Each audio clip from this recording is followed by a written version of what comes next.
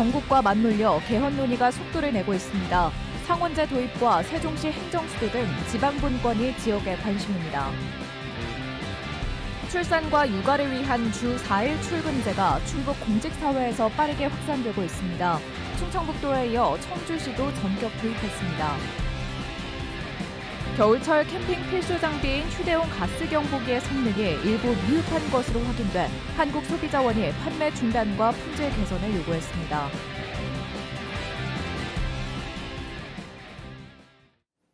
네, 시청자 여러분 안녕하십니까? 계속해서 MBC 뉴스투데이 충북입니다. 최근 개헌을 해야 한다는 목소리가 각계 곳곳에서 터져나오고 있습니다. 특히 지역을 대표할 상원을 도입하자는 요구도 전면에 떠오르고 있는데요. 대통령실을 용산이 아닌 세종시로 옮기자는 주장과 함께 지방분권형 개헌이 실현될지 관심이 쏠리고 있습니다. 이병선 기자의 보도입니다.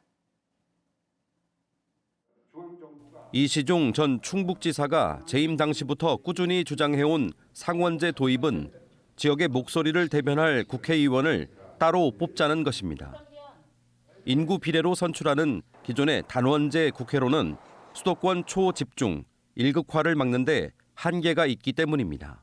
지방을 대변할 포류가 국회에, 중앙정부에 아무 데도 없는 것이 문제입니다. 수단이 필요한데 그 수단이 저는 상원제다.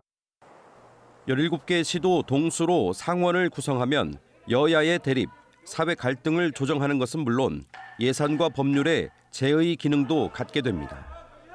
하지만 실현 가능성에 있어 회의적인 시각이 많았던 것도 사실인데 최근 탄핵 정국을 거치며 상황이 급변하고 있습니다. 이미 개헌 특위를 구성한 국민의힘에서는 상원제 도입의 필요성을 공개적으로 언급하고 있습니다. 지방 소멸의 시대가 되고 있는데 수도권 중심으로 또 운영이 되고 있습니다.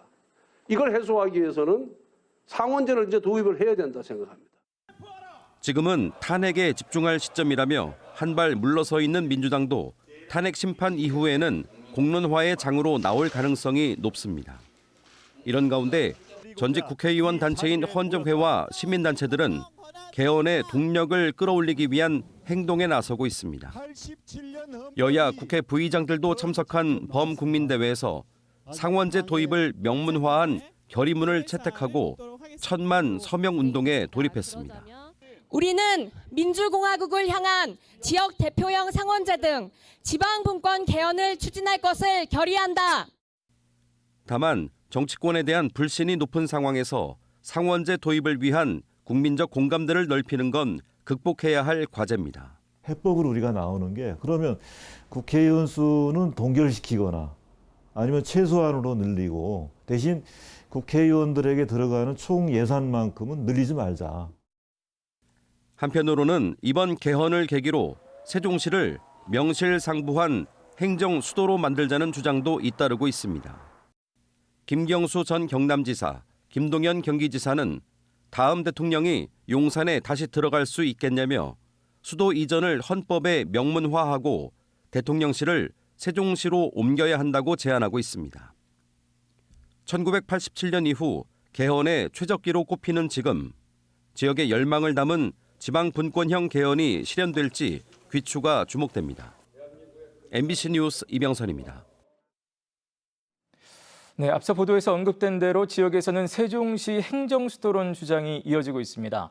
더불어민주당 이재명 대표는 최근 지도부 회의에서 대통령실 세종 이전 가능성을 검토하라고 지시하기도 했는데요. 정치권의 움직임에 지역에서는 이번 기회를 놓치면 안 된다며 여론을 만들어가고 있습니다. 문은선 기자가 전해드립니다. 이재명 더불어민주당 대표가 지난주 비공개 회의에서 세종시 행정수도 완성에 대한 전반적인 사항을 검토하라고 지시했습니다. 여기에는 대통령실과 국회 세종 이전 가능성도 포함됐습니다. 노무현 정부 이래 추진해온 행정수도 진행 상황과 추진 방향, 그리고 각 당의 입장까지 정리하라고 했다는 겁니다. 다시금 세종시를 행정수도로 명문화시키면서 대한민국 균형 발전을 모색한다라는 상징적인 곳이 바로 세종이기 때문에 여권에선 충청권을 중심으로 행정수도 세종시 완성 논의에 불을 지핍니다. 국민의힘 충청권 4개 시도당 위원장과 시도지사는 오는 13일 홍성에서 연석회의를 가질 예정인데 이 자리에서 대통령실과 국회 세종 이전을 제안할 것으로 알려졌습니다. 전국 시도지사 협의회는 수도를 명문화하는 개헌 논의에 가세했습니다. 수도 규정을 헌법에 명시하여 앞으로 수도 이전을 위한 논의의 토대를 마련하였습니다. 분권형 개헌안에는 대한민국 수도 규정 명문화와 함께 4년 중임의 정부통령제, 상하원제 도입 등이 담겼습니다. 대통령실을 세종시로 완전히 옮기기 위해선 헌법에 세종시를 수도로 명시하는 개헌이 가장 확실합니다. 행정수도는 법률로 정한다 하면 그 뒤에 가서 또 진부하게 또 논의들을 해야 될 텐데 그런 과정을 거치지 않으려면 행정수도는 세종으로 한다가 이제 들어오는 게 저는 좋다고 생각을 합니다. 조기 대선 가능성과 함께 개헌 필요성에 대한 공감이 확산하는 가운데 지금이 세종시를 행정수도로 완성시킬 적기라는 데 이견이 없습니다. 여야는 물론 지역과 중앙을 넘어 하나의 목소리를 만들어내는 일이 시급해졌습니다. MBC 뉴스 문은선입니다. 단양군 일대에서 소나무 재선충병이 추가 발병해 방제 작업이 진행되고 있습니다. 단양군은 지난해 10월부터 매포읍과 적성면에서 감염목 22그루를 발견해 감염목을 비롯해 주변의 소나무 114그루를 잘라낼 예정이라고 밝혔습니다. 또 오는 4월 말까지 영춘면을 포함한 122.27헥타르에서 확산 방지를 위한 나무 주사 작업을 펼칩니다. 소나무 재선충병에 감염된 나무는 100% 고사합니다. 올해도 역시 저출생 위기 극복을 위한 대책이 지역마다 쏟아지고 있지만 현실에서 일과 육아를 병행하기는 쉽지 않습니다. 충청북도가 이달부터 시행하기 시작한 주 4일 출근 근무제가 청주시로도 확산돼 공직사회에서 주목되고 있습니다. 보도에 김영일 기자입니다. 10개월 된 딸 승아를 두고 있는 충북도청 공무원 안혜지 씨. 맞벌이 부부라 아이 돌보기가 쉽지 않았지만 하루에 2시간씩 보장되는 육아 시간에 이어 주 4일 출근 근무제까지 시행되면서 한시름 덜게 됐습니다. 육아 시간은 이제 하원을 도와줄 수 있어서 괜찮을 것 같고 그 주 4일제를 함으로써 좀 아기와도 이제 소통할 수 있게 같이 시간을 보낼 수 있는 시간도 쓸 수 있고. 네. 나흘은 사무실에 출근하고 하루는 집에서 일하는 주 4일 출근 근무제. 충청북도가 임신부와 24개월 미만의 자녀를 둔 직원들을 대상으로 시행 중인 이 제도가 확산되고 있습니다. 청주시도 이번 달부터 주일에 재택근무 보장을 내용으로 하는 맞춤형 근무제를 시행하기로 한 겁니다. 아무래도 임신하게 되면 입덧도 생기고 컨디션이 안 좋은 경우가 많은데 이렇게 제도가 마련이 되면 눈치 안 보고 편하게 사용할 수 있어요. 여기에 더해 어린 자녀의 어린이집 등하원을 돕기 위해 출근 시간도 최대 오전 11시까지 허용하기로 했습니다. 저 같은 경우는 아침에 이제 출근할 때 이제 아이를 어린이집에다가 등원을 시키고서 출근을 하는데 이렇게 좀 더 연장이 되면 아무래도 여유도 있고 특히 동료들의 눈치 때문에 자유롭게 신청을 하지 못하는 일이 없도록 우수부서 평가에 재택근무와 모성 보호 시간, 육아 시간 사용 실적을 반영하기로 했습니다. 제도는 있지만 직원들이 사용하기에 부담스러운 부분이 없지 않아 있습니다. 그래 이런 제도 내 활성화를 위해서 저희가 우수부서 평가를 할 예정입니다. 저출생이 심각한 사회적 문제로 떠오른 가운데 출산과 육아를 지원하는 다양한 형태의 맞춤형 근무제는 공직사회를 중심으로 더욱 확산될 것으로 보입니다. MBC 뉴스 김영일입니다. 충청북도가 다음 달 시행을 예고한 다태아 조제분유 지원 사업의 혜택이 확대됩니다.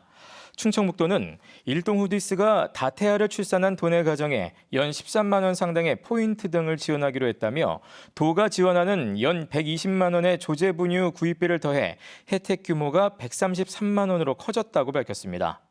다태아 조제분유 지원 사업은 중위소득 120% 이하이면서 출산 후 12개월을 넘지 않은 다태아 가정에 지원됩니다. 충청북도의 1회 추경 예산안에 김영환 지사 사업들이 대거 포함되고 지방채 407억 원 발행 계획이 담긴 것과 관련해 참여연대가 예산 심사를 앞둔 충북도의회에 견제를 촉구했습니다. 충북참여연대는 도립파크골프장 예산과 옛 청풍교 개발 등을 위한 보수보강 예산 등을 거론하면서 도지사의 말이 곧 법이고 행정의 시작이 됐다고 주장하며 밀어붙이기식 불통행정을 언제까지 감내해야 하느냐고 비난했습니다. 이들은 또 다음 주 추경 예산안 심사를 앞둔 충북도의회에 합리적인 견제를 통해 졸속 행정을 바로잡아야 한다고 주장했습니다. 겨울 캠핑에 많이 사용하는 휴대용 가스 누설 경보기의 일부 제품이 성능과 안전성에서 미흡한 것으로 나타났습니다. 또 국내에는 휴대용 감지기에 대한 안전 기준이 없어 이 안전 기준 도입도 시급한 상황입니다. 허지희 기자가 전해드립니다. 겨울 캠핑에 많이 사용하는 휴대용 난로와 온수매트, 밀폐된 텐트에서 등유나 부탄캔 등을 연료로 사용하면 순식간에 일산화탄소가 치솟습니다. 일산화탄소는 1600ppm 농도에 2시간 이상 노출 시 사망에 이를 수 있는데 냄새와 색이 없어 침묵의 살인자로도 불립니다. 이 때문에 일산화탄소 누출을 감지하는 휴대용 가스 누설 경보기는 캠핑 필수 제품으로 자리 잡았습니다. 하지만 시중에 판매 중인 일부 제품의 성능이 미흡한 것으로 나타났습니다. 한국소비자원이 주택에 설치하는 경보기의 안전 기준을 적용해 15개 제품의 경보 농도를 측정한 결과 13개 제품이 충족하지 못했습니다. 이들 제품은 1단계인 55ppm과 2단계인 110ppm 농도에서 작동하지 않거나 빠르게 작동했고 이 가운데 4개 제품은 일산화탄소 농도가 330ppm까지 치솟아도 감지하지 못했습니다. 그나마 적합 2개 제품 가운데 1개 제품은 내충격 시험을 통과하지 못했습니다. 또 4개 제품의 경보 음량은 54에서 65dB 수준으로 음량 준용 기준인 70dB를 넘지 않았습니다. 공동주택 등 특정 소방 대산물에 적용되는 가스 누설 경보기 안전 기준에 따른 시험인데 적용 예외인 이번 시험 제품 상당수가 기준을 충족하지 못한 겁니다. 위험 요소의 심각성을 고려할 때 우리나라도 캠핑용 가스 누설 경보기의 안전 기준을 마련할 필요가 있습니다. 한국소비자원은 이번에 성능이 미흡한 것으로 확인된 제품의 사업자에는 판매 중단과 품질 개선을 요구했습니다. MBC 뉴스 허지입니다. 진천의 한 아파트에서 1년 5개월째 입주가 지연되는 것과 관련해 진천군 의회가 조속한 보상을 요청했습니다. 진천군 의회 이재명 의장은 시공 현장에서 시행사 대표를 만나 사전 점검 연기를 논의했고 입주 예정자들이 요구하는 지연 보상 요구에 오는 12일까지 답해줄 것을 요청했다고 밝혔습니다. 진천읍의 2,450가구 규모로 조성 중인 해당 아파트는 당초 입주 예정일이 2023년 10월이었으나 원자재 수급과 인건비 상승 등을 이유로 현재까지 입주가 지연되고 있습니다.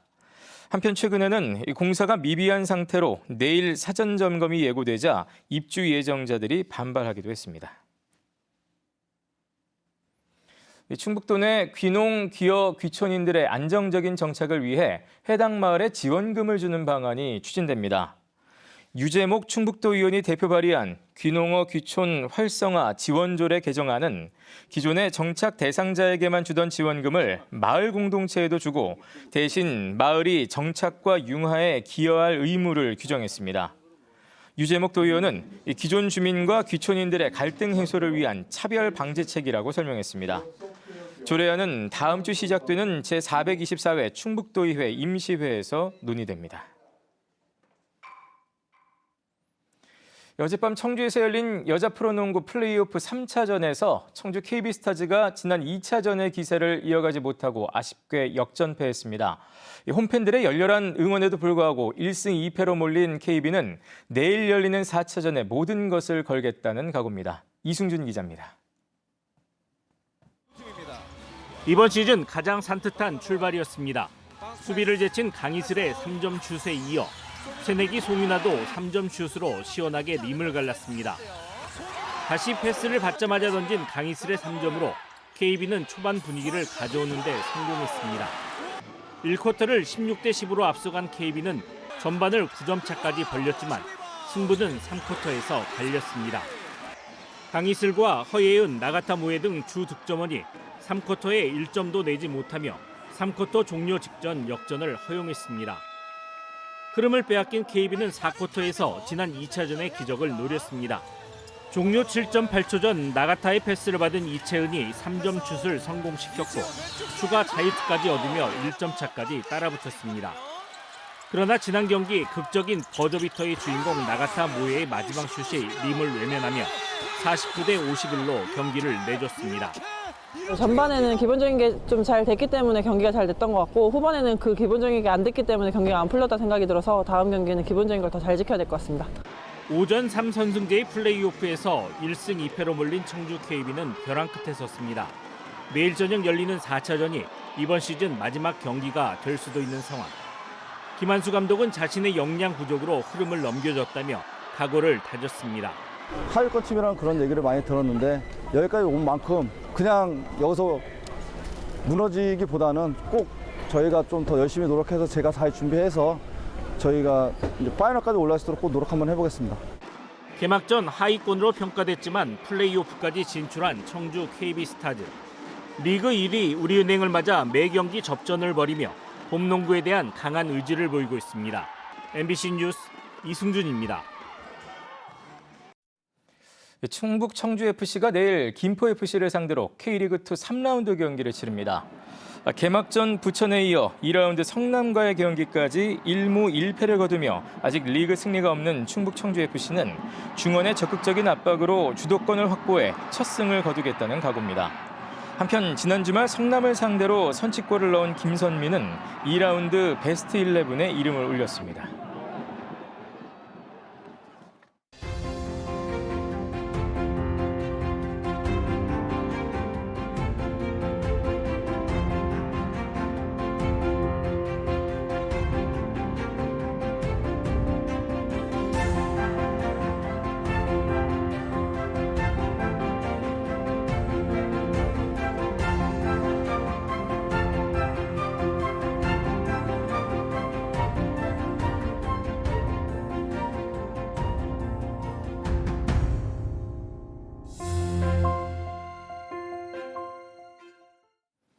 내일 세계 여성의 날을 맞아 민주노총과 정의당 등 충북 진보단체가 여성 노동자들의 근로환경 개선을 촉구했습니다.